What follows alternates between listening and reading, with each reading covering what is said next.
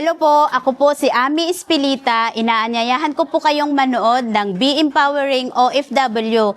Ako po ang guest ngayon at naway ma-inspired kayo sa aking story.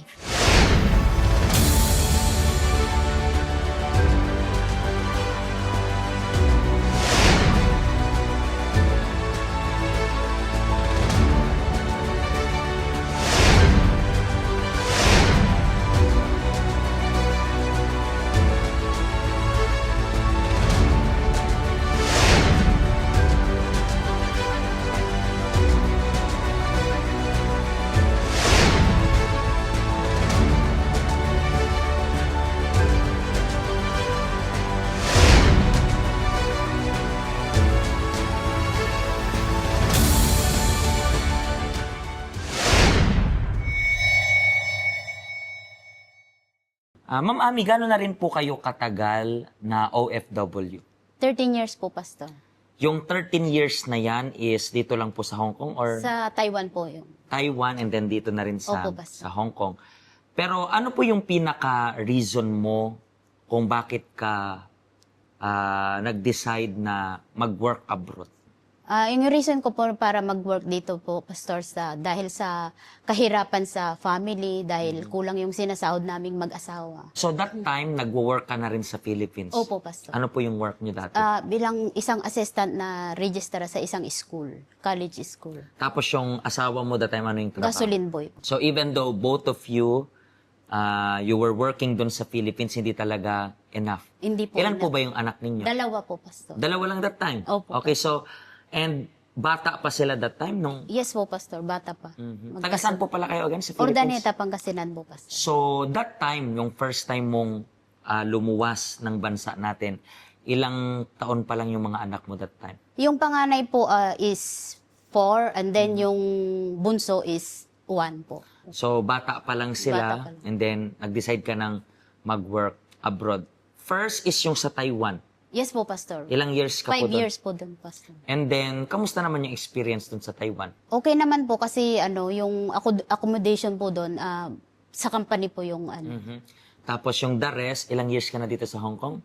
13 years po, Pastor. Hong Kong lang is 13 years. Yes po, Pastor. Kung ipa-plus 5 pa doon, so nasa Bali, 18 18 po. years. So 18. matagal ka na nag-work abroad. And dito nakailang amo ka na po? Dalawa po. Dalawa. So, Taiwan and then Hong Kong, maybe pwede nating sabihin na karamihan ng nakatira is Chinese, di ba? So, ano naman po yung hindi mo malilimutan na naging experience mo while working abroad? Ano yung masasabi natin na malaking challenge na kinaharap mo habang nag-work ka abroad? Yung pinaka-worst na naging experience ko dito po sa Hong Kong, yung na-scam po ako sa sa pagka-Canada.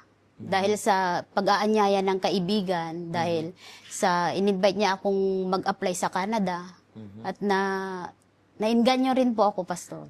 Pero bakit ka nainganyo? Paano ka naakit siya? Ano yung parang naging reason? Kasi talking about Hong Kong, di ba, nag-work tayo sa Hong Kong.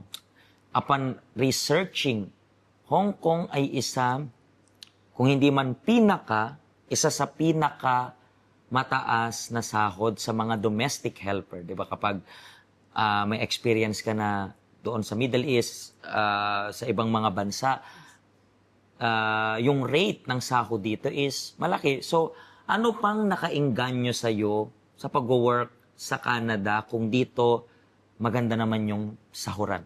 Gusto ko po kasing mag-apply sa Canada para madala ko po yung family ko din po. So, ang pinaka-main reason mo is parang sa Canada and then maging residente sa Canada and then madala naman yung family mo.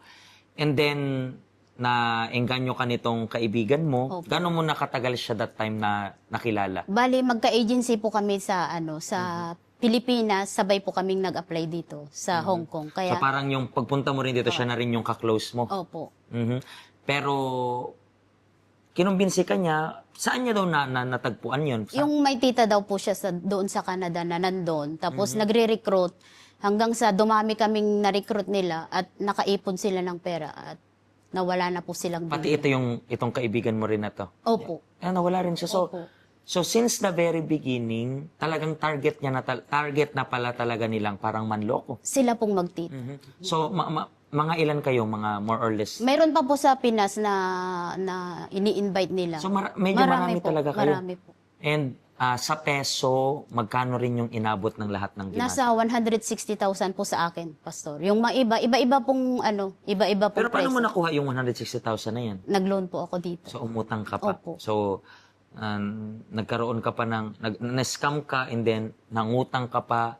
Magkano yung inutang mo dito? Ilang Nasa Hong Kong ba? 20,000 Hong Kong dollar po. And then supposed to be how long to pay yon? Ang kinuha ko po 15 months po. 15 months. So papatak yun ng ilang magkano Nasa 2,000 Hong Kong dollar po. per month yun. Opo.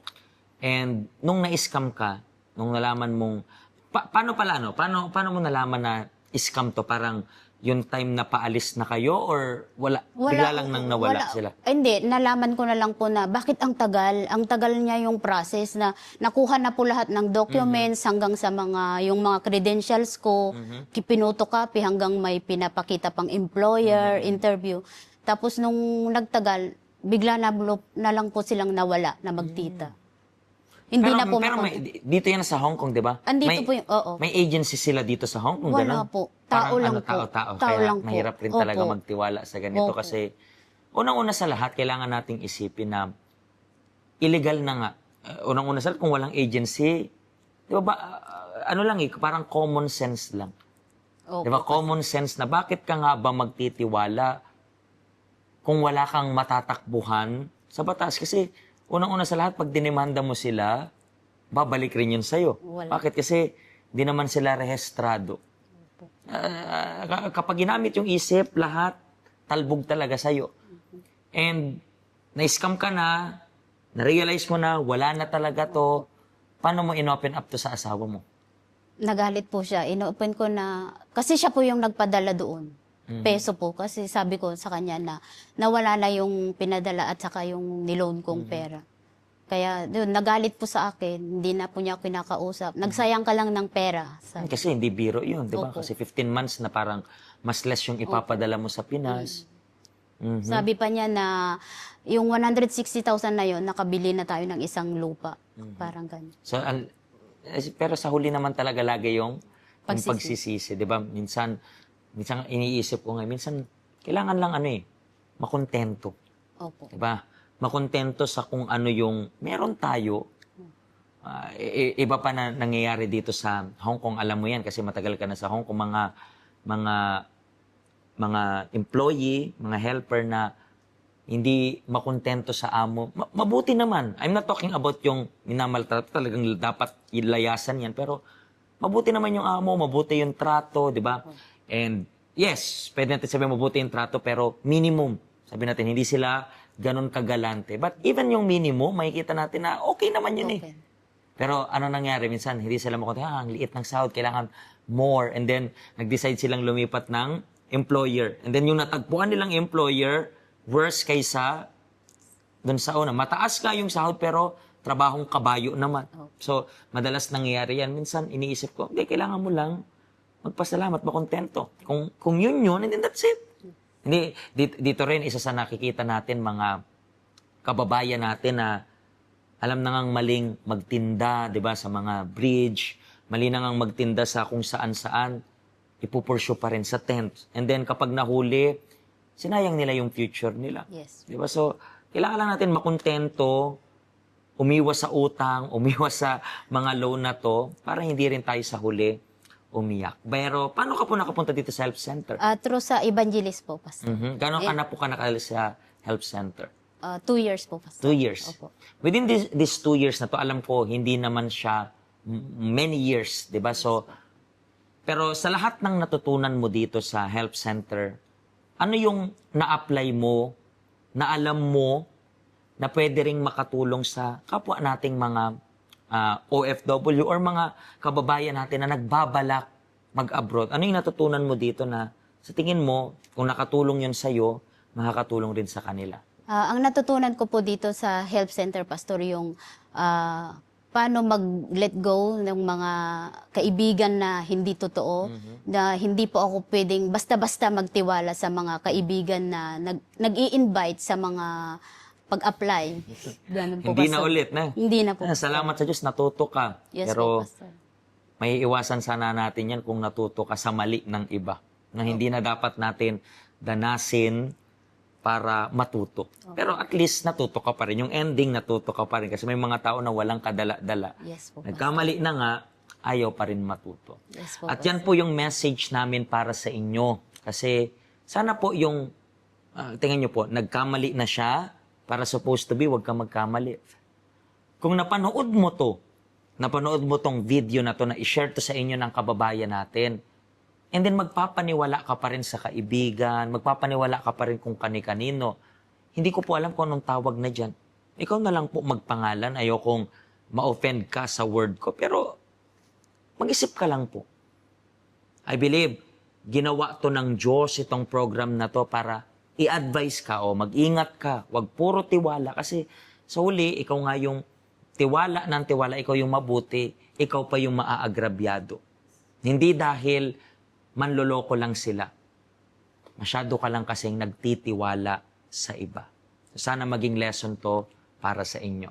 So paano po Ate Ami, maraming salamat po sa pag-share ninyo. I know, hindi yan naging madaling experience, Yes. pero salamat sa Diyos kasi pwedeng magamit ito para maging lesson para sa kababayan namin.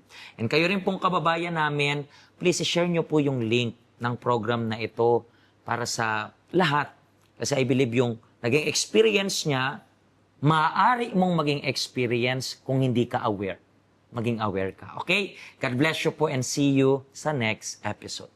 Hello, ako po si Pastor Joshua dito po sa UCKJ Health Center dito po sa Hong Kong. At yung mga napanood nyo pong testimony ay mga testimony ng mga OFW dito sa Hong Kong. Pero I believe makaka-relate rin naman kahit nasaan po kayong bansa. Basta OFW. Ang health center po natin ay walang pinipiling religion. Base na rin po sa name, Health Center. Kung kailangan nyo po ng karagdagang information, nandito lang po sa baba lahat ng information na kailangan ninyo. Kontakin nyo lang po kami at magiging masaya po kami na matulungan ka, ma-assist ka, nasaan man po kayong bansa. Pagpalain po kayo ng Diyos.